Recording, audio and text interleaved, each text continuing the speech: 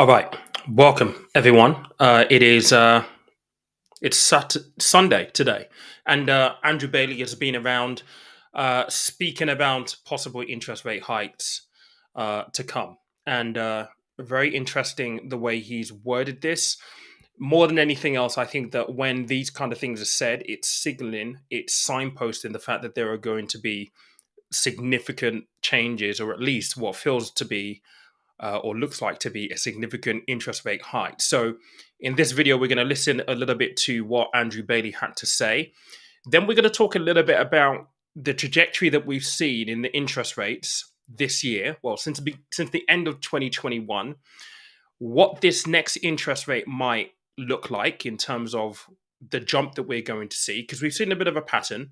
And then, crucially, I do want to have a look at what the states, the Fed, are actually doing, because oftentimes the behavior from the Bank of England kind of mirrors what the Fed are seeing and doing. So this live should be quite interesting. By all means, feel free to get into the comment boxes and share your thoughts and share your views on this. But let's start off with Andrew Bailey and see what he had to say literally just today about interest rate hikes and the way the Bank of England is seeing things.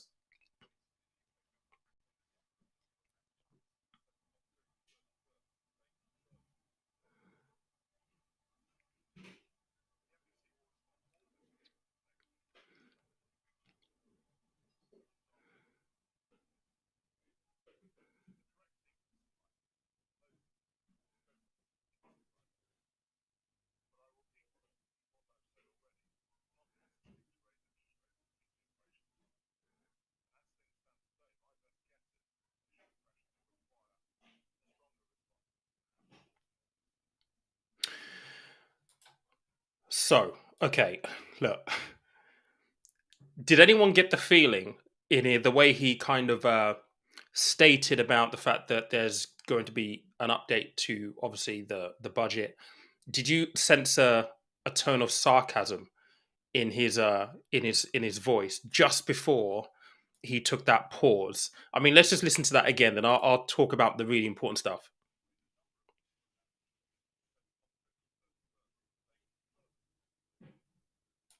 I wonder whether he's just thinking, I must be working with a bunch of amateurs here. Because look, the Bank of England is separate. It's a separate entity to the government, right? The Bank of England has a very defined role in terms of looking after, the economy, all that kind of stuff, right? But did you get a sense of maybe a little bit of like, well, this is what they've said. So the next date really to look for is October the 31st, where there's going to be a little bit more detail. Now, the Bank of England. So the Bank of England in the Bank of England, you have the Monetary Policy Committee. They're going to meet on the 3rd of November, I believe it is. And it's those guys who have the responsibility of deciding whether they keep interest rates low, keep it the same, increase it, reduce it, and in the case of increasing the interest rates, how much they increase interest rates by. Now, he said something crucial towards the end of his little speech there. He said that they won't hesitate to increase interest rates, but crucially, he also mentioned that there seems to be this sense that the interest rates have to be a little bit more, I guess, aggressive than what we've seen so far. And that brings us on to the next bit that I want to go through with you guys, which is what's been happening with interest rates since the back end of 2021. So this is a table right here. So if you look at, our interest rates have been extremely low. I mean, March 2020, 0.1% is where we've been at. Now in December 21, we saw that there was a 0.15% increase to the Bank of England base rate. That took us up to 0.25. Now, since then, we've seen we've seen six increases to the Bank of England base rate. Now, look at the pattern, though. The pattern's really important here.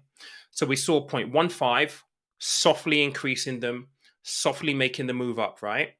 Then we've seen 4.25% increases. That was in June. Then in August and September, that got more aggressive and went to 0.5% increases in the bank rate. Now, from what Andrew Bailey is saying here, let me just grab that clip one more time, and it was a roundabout here. Listen to what he said.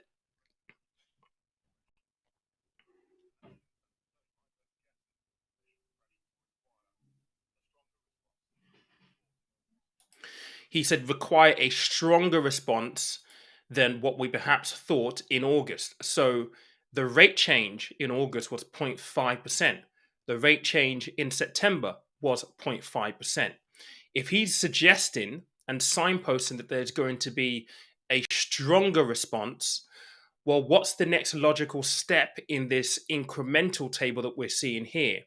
Possibly 0.75%, maybe even a 1% interest rate hike in November.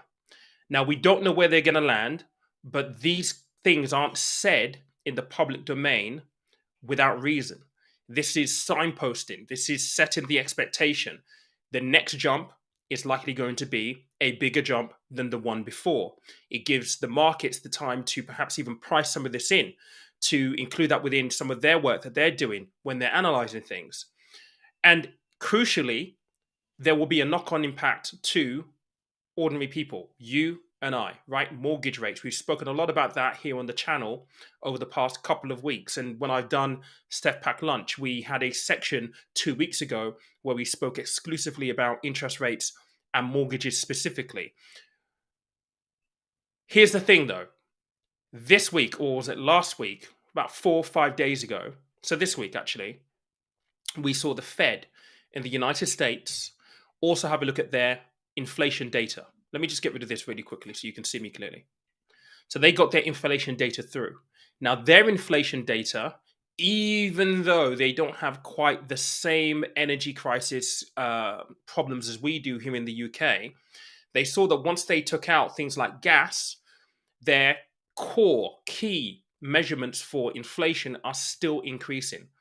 And this is what the Fed, I've got to read this to you because I think it's really, really interesting. And it also signposts what we might actually see ourselves from the UK government. Let me just make this a little bit bigger as well so you can see this.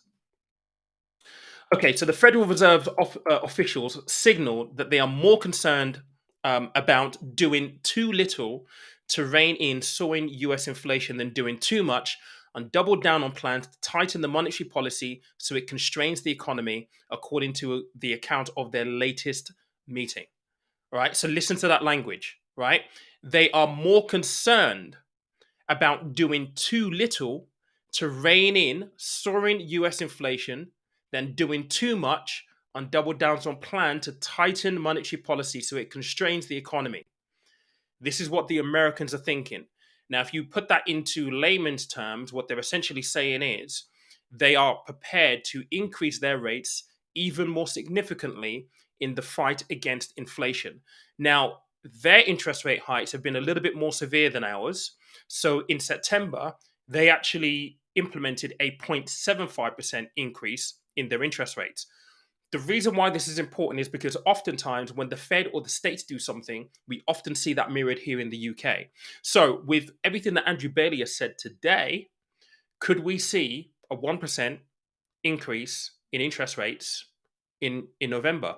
Or do you think maybe we're going to see a 0.7% interest rate hike? I think it goes without even debate in knowing that at this point in time, someone saying there was no sound on the Bank of England clip. I'll pull that back in a minute, Naeem. Thanks for letting me know. That essentially we are going to see an interest rate. Let me just fix that 1 second, guys, and I must have shared the wrong tab. Let's do a tab with sound. And we are looking at, which one are we looking at? We're looking at this one right here. All right, let's try this one more time, guys. Hopefully you'll be able to hear what he was saying. 1 sec. There we go. Let's get that right. And that's right. There we go. All right. Okay. So let's play this from the beginning and all the way through. Recently, the UK government has made a number of fiscal announcements and has set October the 31st as the date for a further fiscal statement. The MPC will respond to all this news at its next meeting in just under 3 weeks from now, just after the 31st of October. This is the correct sequence in my view. We will know the full scope of fiscal policy by then. But I repeat what I've said already. We will not hesitate to raise interest rates to meet the inflation target. And as things stand today, my best guess is that inflationary pressures will require a stronger response than we perhaps thought in August. So that's the wording, and again, it's all about signposting here, talking about a stronger response than what we saw in August when interest rates moved by 0.5%. So it's being signposted. There's going to be a more aggressive interest rate hike potentially coming along in November. Now, obviously, what does this all mean?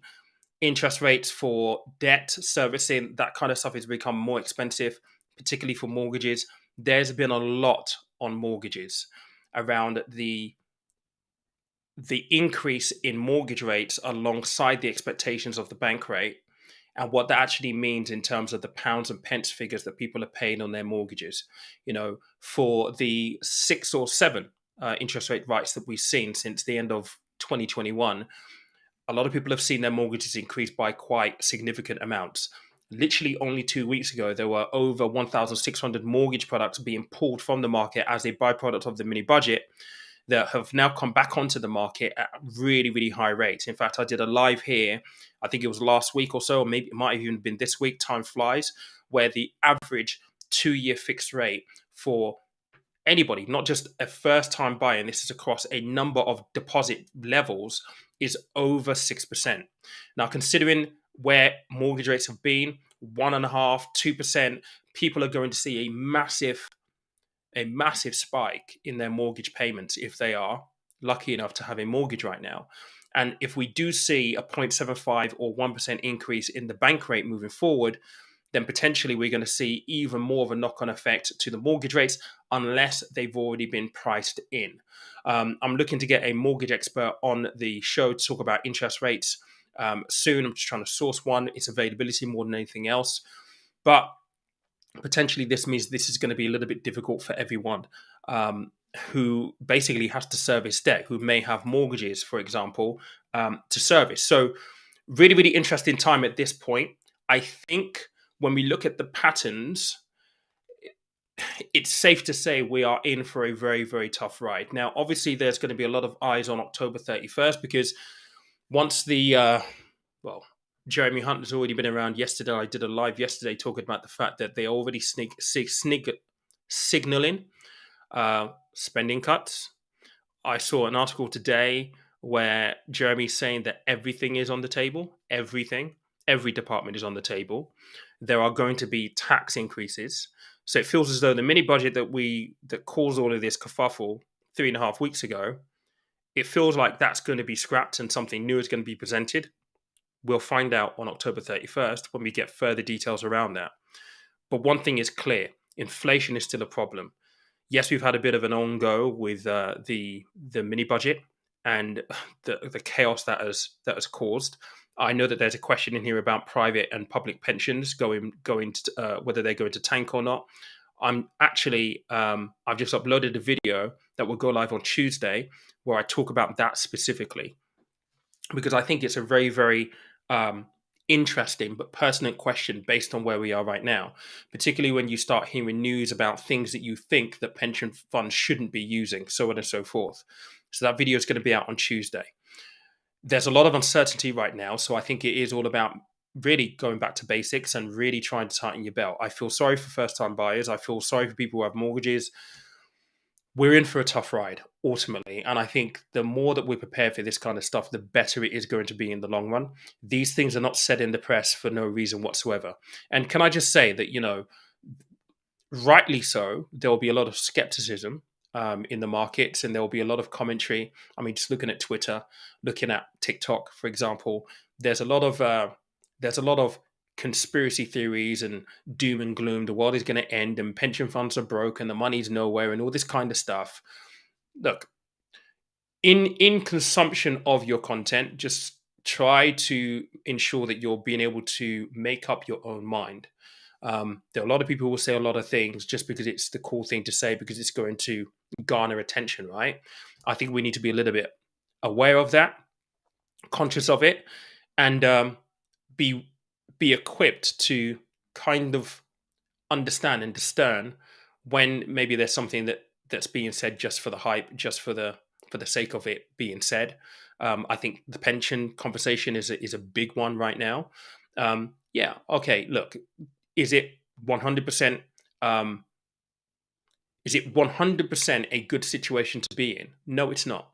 But that's why you have the Bank of England stepping in with a bond buying program to make sure that those kind of things don't fail. And so the video on Tuesday will go into all of that detail, because then we start talking about investment theories, asset classes, asset allocation, why people and pension funds will use bonds, gilt specifically, to fund a pension. You have to understand the role of a pension, the factors that impact pensions. You have to understand all of that. I go into that on Tuesday. So just be careful, and just be mindful of, you know, the stuff that you're consuming.